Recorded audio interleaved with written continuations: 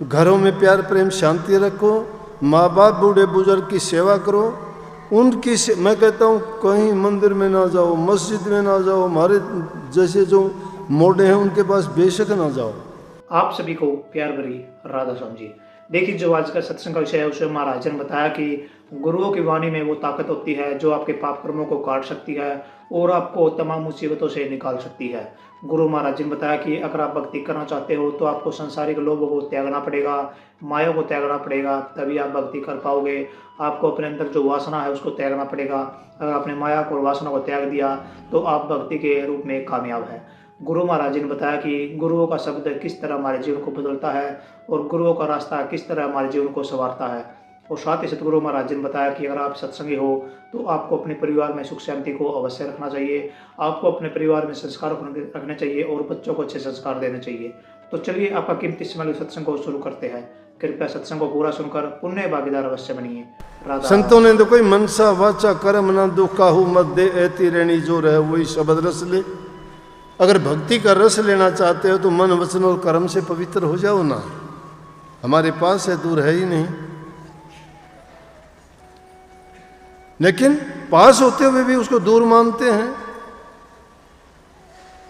मछली जल में रहती है, चारों तरफ जल ही जल है, फिर भी प्यासी है। इंसान कहता है कि मैं उसको खोजता हूँ, ढूंढता हूँ, उसको पाने के लिए मैं कहीं जाता हूँ, एकांत में जाता हूँ। क्यों भीड़ में नहीं आता क्या? वो हर जगह है, हर जगह है, हमारे हृदय में है, हमारे विचारों में है। हमारा जीवन उसी से चलता है, उसी के लेख, उसी इशारे पे सब काम होते हैं। उसकी इच्छा के बिना पत्ता भी नहीं हिलता। फिर कैसे मान लेते हो? कैसी भक्ति है हमारी? शब्द भक्ति यही तो है। गुरु के वचन को मानते चले जाओ, अंदर में स्थित होते चले जाओ। तुम्हें दर्शन अगर नहीं हो तो लिखवा के ले होंगे। लेकिन जब तक कपट का बादल छाया हुआ है, अंधेरा है हृदय में। गुरु ने जब ज्ञान दे दिया तो गुरु ने तो वो दीपक दे दिया जो स्वयं प्रकाशित है। ना उसमें बत्ती की जरूरत, ना उसको ज्योति की जरूरत, ना उसमें जलाने की जरूरत, ना उसको बंद करने की जरूरत। क्या कहते हैं पलटू साहब? उल्टा कुआ गगन में 30 में जले चिराग। उल्टा कुआ है ये, उल्टा कुआ गगन में 30 में जले चिराग। स्वयं प्रकाशित है, कभी बुझता नहीं है। उसी से वो शब्द की धुन निकलती है, उसी को कोई गुरुमुख सुनता है। गुरुमुख वो है जो गुरु की आज्ञा में चलता है, गुरु के वचन की पालना करता है, गुरु के वचन को मंत्र मानता है, उसी को सिद्ध करता है। और ये 2 अक्षर का, 3 अक्षर का, 5 अक्षर का नाम बता दिया ना। कभी कहते हो रूहानी मंडलों का ज्ञान हो गया, हमने वो जान लिया, वहाँ घंटा बजता है, वहाँ बांसुरी बजती है, वहाँ बीण बजती है। बजती होंगी, दुनिया में बहुत बजती है। वो बीण, बांसुरी और सितार जब सुनना चाहते हो ना तो वो तुम्हारा अपना अनुभव करो। अपना अनुभव जब करोगे तो पता नहीं क्या क्या वो अनुभव ना बताया जा सकता है, ना कहा जा सकता है। क्यों कही कबीर साहब ने, जो कहिए सो है भी नाही है, सो कहा ना जाई। जो है वो कहा ही नहीं जा सकता, और जो कहा जाता है वो है नहीं। इसलिए स्वयं को स्वयं में तलाश करना है।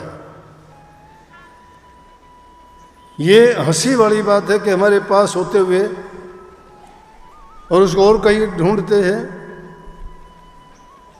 उसका ना मिलने का कारण क्या है कि उसकी तरफ हमने पीठ कर रखी है, हमें आंखें फेर रखी हैं उसकी तरफ से, दुनियादारी की तरफ आंखें खोली हैं, दुनिया के सामान देखते हैं। और यहाँ सब ठग बसते हैं, ठग हमें लूटते हैं। वो मीठे बनते हैं, जब तक वो अपने नहीं बनते तो हमें लूट नहीं पाते।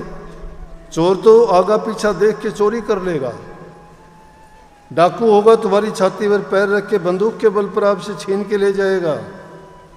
लेकिन ठग ऐसा काम नहीं करेगा, तुम्हारा अपना बनेगा, वो तुम्हारा विश्वास जीतेगा, तुम्हारा अपना बन के फिर तुम्हारे से सब सफा कर देगा। ये दुनिया में ये जो जिन लोगों में हम रहते हैं सब ये मीठे ठग हैं। कोई धी, कोई जमाई, कोई बेटा, कोई भाई। तुम अपने के मतलब सिद्ध होते हैं जब तक सब कुछ हो। जब तुम किसी काम कर्म के नहीं रहोगे, सब झलकारा दे देंगे, सब छुट्टी कर देंगे। ना ना, हमारा कुछ नहीं लगता है।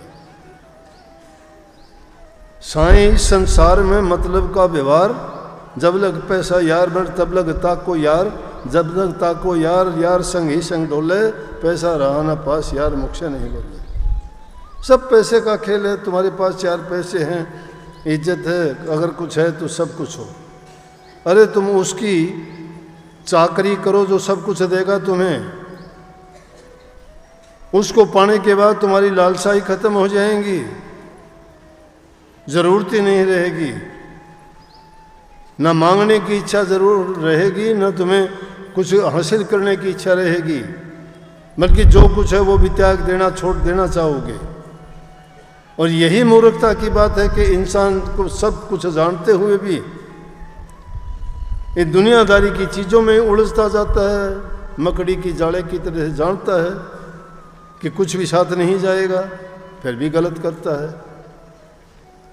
इसके लिए भाई भाई का दुश्मन है, बाप बेटे की लड़ाई है, सास बहू के झगड़े हैं घरों में। क्या हो गया? जिंदगी का यही काम है क्या? 4 दिन के जीने के लिए क्यों अपने कलंक लगाते हो? अपने जीवन को आराम से, शांति से, प्रेम से जियो। अपना चरित्र अच्छा बनाओ, घरों में प्यार प्रेम शांति रखो, माँ बाप बूढ़े बुजुर्ग की सेवा करो। उनकी मैं कहता हूँ कहीं मंदिर में ना जाओ, मस्जिद में ना जाओ, हमारे जैसे जो मोड़े हैं उनके पास बेशक ना जाओ। माँ बाप की सेवा करो, प्यार दो उनको। उनकी सेवा और प्यार करके जो उनसे आशीर्वाद ले लोगे वो परमात्मा का आशीर्वाद होगा। लेकिन उनकी तो तुम पूछते नहीं तिथि के कहाँ है, कैसे हैं। और हमारे जैसों के पास आके बड़े तुम वो दिखाते हो कि हम गुरु भक्त हैं, प्रभु भगत हैं, नाम ले रखा है, भक्ति करते हैं। नहीं, बहुत गलत है। नाम मिल गया बहुत अच्छी बात है, घरों में बैठ के उस नाम का सुमन करो, बड़ी ताकत है उसमें। और बिना नाम के तो कुछ है ही नहीं दुनिया में। बेनामी जो चीज़ होगी उसको कोई जानता ही नहीं है, जानते उसी को जिसका नाम है। लेकिन उस नाम में भी अंतर है।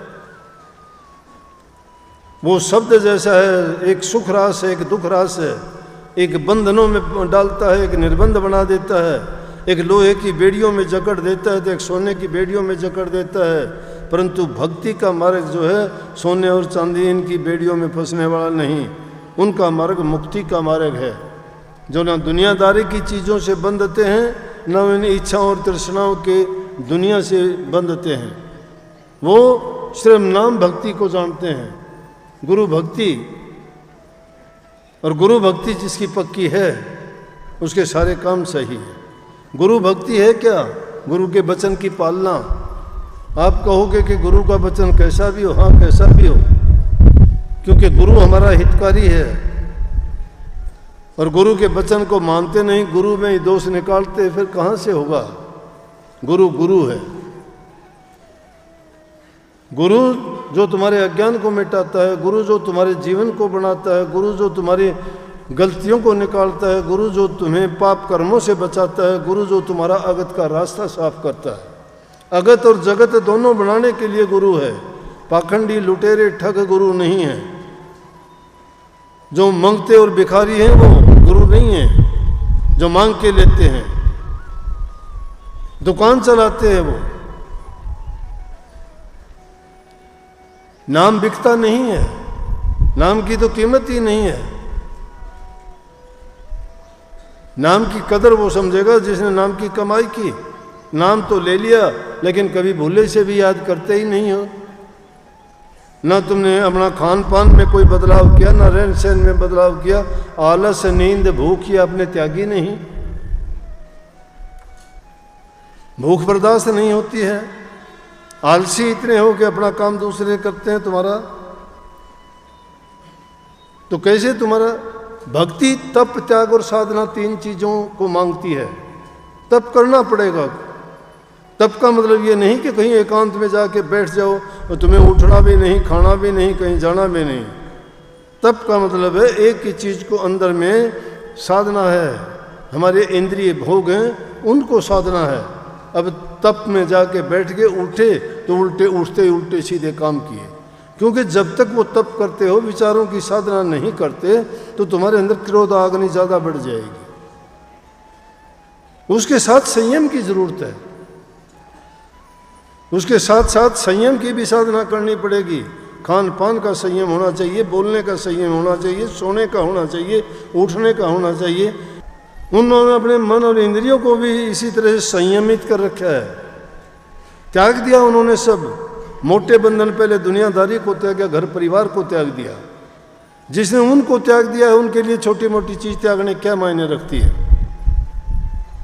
और जो सब चीज़ों को त्याग देता है, उसके लिए वो चीज़ों कोई स्वाद रहित हो जाती है। उनके लिए साधु होके कोई स्वाद लेके कोई चीज़ का आनंद नहीं लेते। जीव स्वतंत्र पैदा हुआ है, वो कुछ भी कर सकता है, कुछ भी करे। लेकिन जिसने वो साधना कर ली और जिसने उस सत्य को जान लिया, पहचान लिया, वो भटकता नहीं है। भटकते वो लोग हैं, डामाडोल वो होते हैं जो ना इधर के हैं ना उधर के हैं, जो अपने इंद्रिय भोगों के गुलाम हैं, उन रसों के वो भोगी हैं। और जो भोगी हैं वो बाद में रोगी होंगे, उनको शोक मनाना ही पड़ेगा। उन सारी चीजों से बचने का इलाज ही है नाम भक्ति और गुरु भक्ति। गुरु भक्ति बड़ी सस्ती चीज है। गुरु हमारे हित की कहते हैं, उनको मानते। अगर तुम्हारे गुरु के वचन से तुम्हारी हानि होती है ना, समझदार तो वो है, अगर होती है तो होने दीजिए। परिणाम उसका कभी गलत नहीं होगा, अच्छा होगा।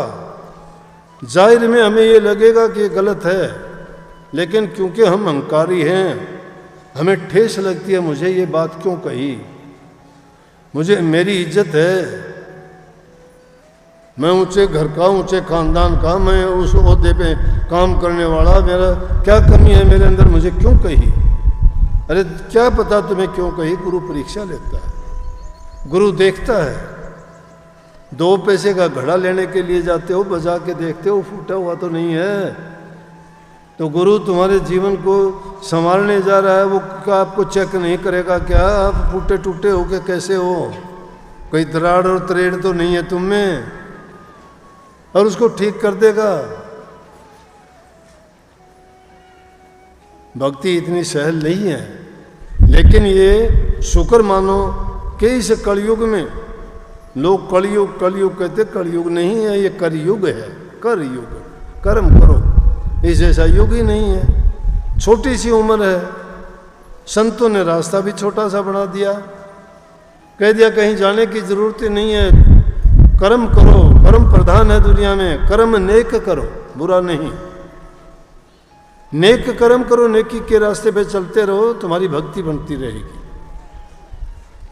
हमारा फर्ज है, हमारा कर्म हमारा धर्म है, हमारा धर्म ही हमारा फर्ज है।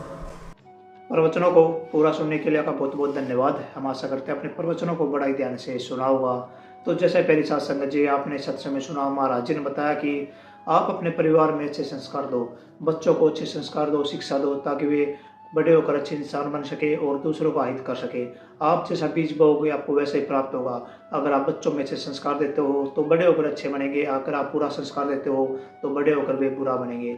हम जिस तरह कर्म करते हैं हमको वैसा ही फल भुगतना पड़ेगा। इसलिए हमेशा अच्छे कर्म कीजिए, दूसरों के लिए अच्छे कार्य कीजिए, दूसरों की जितनी हो सके मदद कीजिए। अगर आप दूसरों के लिए हित के कार्य करते हो तो परमात्मा आपके हमेशा काम आएंगे और आपको हमेशा मुसीबतों से निकाल देंगे। तो कृपया गुरु महाराज जी की इन बातों को आप अपने जीवन में अवश्य उतारिए और अपने जीवन को सार्थक, सफल और सुखमयी अवश्य बनाइए। और साथ ही अगर आपको सत्संग अच्छा लगा तो कमेंट बॉक्स में राधा स्वामी लिखकर पुण्य भागीदार अवश्य बनिए। मिलते हैं जल्दी एक नए और बहुत ही प्यारे प्रवचनों के साथ। तब तक के लिए आप हमें दीजिए राधा स्वामी।